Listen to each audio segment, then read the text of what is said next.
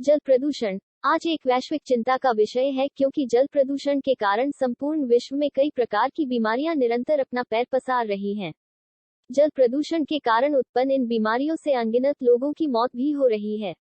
एक जानकारी के अनुसार जल प्रदूषण के कारण प्रतिदिन लगभग 15,000 लोगों की मौत हो रही है, जिसमें 580 लोग भारत के हैं। बड़े बड़े शहरों में जल का उपयोग बहुत अधिक मात्रा में होता है। उपयोग के बाद यह अपशिष्ट जल सीवरों एवं नालियों के माध्यम से जल स्रोतों में गिराया जाता है, जो जल प्रदूषण का सबसे बड़ा कारण है। इन जल अपशिष्टों में विषैले रासायनिक एवं कार्बनिक पदार्थ होते हैं जो जल को प्रदूषित कर देते हैं और अनेक बीमारियों का कारण बनते हैं। जल प्रदूषण से अभिप्राय जल निकायों जैसे कि तालाबों, झीलों, नदियों, समुद्रों और भूजल के प्राकृतिक रूप में कुछ अनावश्यक तत्वों के मिश्रण से जल के संदूषित होने से है।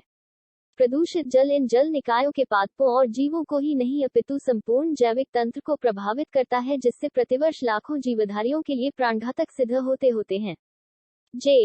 जल प्रदूषण के कारण। जल प्रदूषण के प्रमुख कारणों को मुख्यतः दो भागों में वर्गीकृत किया जा सकता है।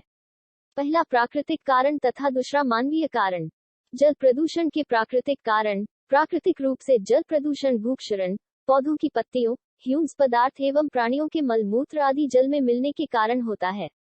हवा में उपस्थित गैसों और धूल के कणों का वर्षा जल में मिलने से वर्षा जल प्रदूषित जाता है। इसके अलावा ज्वालामुखी से निकलने वाला लावा भी प्राकृतिक जल प्रदूषण के प्रमुख कारणों में से एक है। जल प्रदूषण के मानवीय कारण। मनुष्य अपनी विभिन्न गतिविधियों के माध्यम से अनेक अपशिष्ट पदार्थों को जल स्रोतों में विसर्जित करता रहता है और यही जल प्रदूषण का कारण बनता है। इन्हें हम कुछ निम्न भागों में वर्गीकृत कर सकते हैं, जैसे घरेलू बहिर्स्राव, औद्योगिक अपशिष्ट बहिर्स्राव, कृषि बहिर्स्राव, ऊष्मीय या तापीय रिएक्टरों के कारण जल प्रदूषण, तेल रिसाव, रेडियोएक्टिव अपशिष्ट से जल प्रदूषण इत्यादि। 1.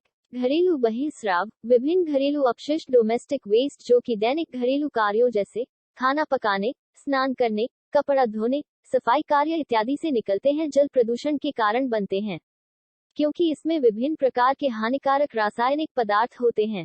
ये घरेलू अपशिष्ट नालियों से बहकर जल स्रोतों में मिलते हैं और जल को प्रदूषित करते हैं।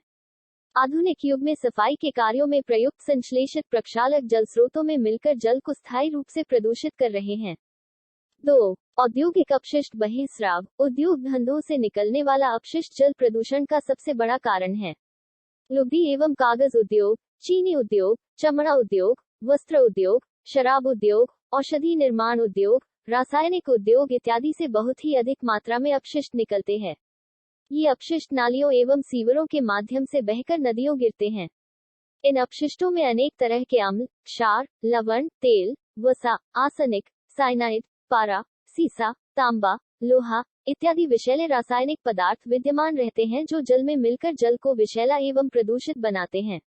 विश्व भर में नदियों के जल प्रदूषण में औद्योगिक अपशिष्ट बहिर्स्राव प्रमुख कारण है, क्योंकि ये हानिकारक औद्योगिक अपशिष्ट बिना संशोधित किए मुख्यतः नदियों में फेंके जाते हैं। भारत में गंगा एवं यमुना जैसी पवित्र नदियां औद्योगिक अपशिष्ट बहिर्स्राव के कारण ही सबसे अधिक प्रदूषित हो रही हैं। 3. कृषि बहिर्स्राव। आधुनिक युग में कृषि उत्पादन में वृद्धि कृषि की नई वैज्ञानिक पद्धतियों एवं रासायनिक उर्वरकों के प्रयोग से संभव हुआ है। ये रासायनिक उर्वरक एक ओर जहां कृषि उत्पादन में वृद्धि के लिए सहायक हैं, वहीं दूसरे ओर जल प्रदूषण के साथ साथ कई प्रकार की जानलेवा बीमारियों के लिए भी उत्तरदायी हैं। सिंचाई के लिए अतिशय भूजल का दोहन एवं रासायनिक उर्वरकों के साथ साथ कीटनाशक दवाइयों के प्रयोग से भूजल के प्रदूषण स्तर में दिनों दिन वृद्धि हो रही है। 4. ऊष्मीय या तापीय रिएक्टरों के कारण जल प्रदूषण। विभिन्न उत्पादक संयंत्रों एवं रिएक्टरों के अति ऊष्मीय प्रभाव को शीतलतन की प्रक्रिया के माध्यम से निवारित किया जाता है। इस निवारण के लिए नदी एवं तालाबों के जल का उपयोग किया जाता है। शीतलतन की प्रक्रिया के परिणाम स्वरूप गर्म हुआ यह जल पुनः जल स्रोतों में गिराया जाता है। इस तरह के जल से जल स्रोतों के ताप स्तर में वृद्धि हो जाती है, परिणाम स्वरूप यही जल प्रदूषण का कारण बनता है। 5. तेल रिसाव। जल स्रोतों में तेल रिसाव या तेल के मिलने के कारण हुआ प्रदूषण तैलीय जल प्रदूषण कहलाता है। बहुत बार समुद्र में तेल से भरे जहाज में रिसाव होने के कारण आसपास के क्षेत्रों में प्रदूषण हो जाता है, जिससे समुद्री जीवधारियों एवं वनस्पतियों की सर्वाधिक क्षति होती है। औद्योगिक संयंत्रों से निकलने वाले तैलीय अपशिष्ट नदी एवं अन्य जल स्रोतों में तैलीय पदार्थ मिलाकर जल को प्रदूषित कर देते हैं। तेल शोधन के कारखानों से निकलने वाले अपशिष्ट नदियों में मिलकर जल प्रदूषण का कारण बनते हैं। भारत में बिहार के मुंगेर जिले के पास तेल शोधन कारखाने से निकलने वाले अपशिष्ट के कारण वश गंगा नदी में एक बार आग भी लग चुकी है। 6. रेडियो एक्टिव अपशिष्ट से जल प्रदूषण। आधुनिक वैज्ञानिक समय में परमाणुविक प्रयोगों से असंख्य रेडियो एक्टिव कण वायुमंडल में विद्यमान हो जाते हैं, जो बाद में धीरे धीरे धरातल पर आकर जल स्रोतों में मिल जाते हैं। यही रेडियो एक्टिव कण जल में मिलकर जल को प्रदूषित एवं विषैला करके जल प्रदूषण का कारण बनते हैं।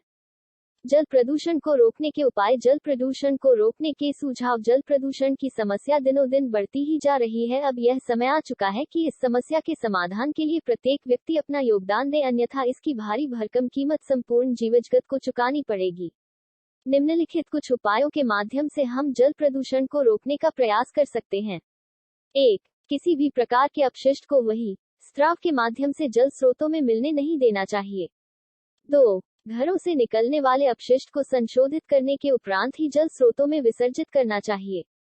3. प्रत्येक कल कारखानों में अपशिष्ट प्रबंधन के लिए कठोर नियम बनाने चाहिए, जिससे कि अपशिष्ट को संशोधित करने के उपरांत ही जल स्रोतों में मिलाया जाए।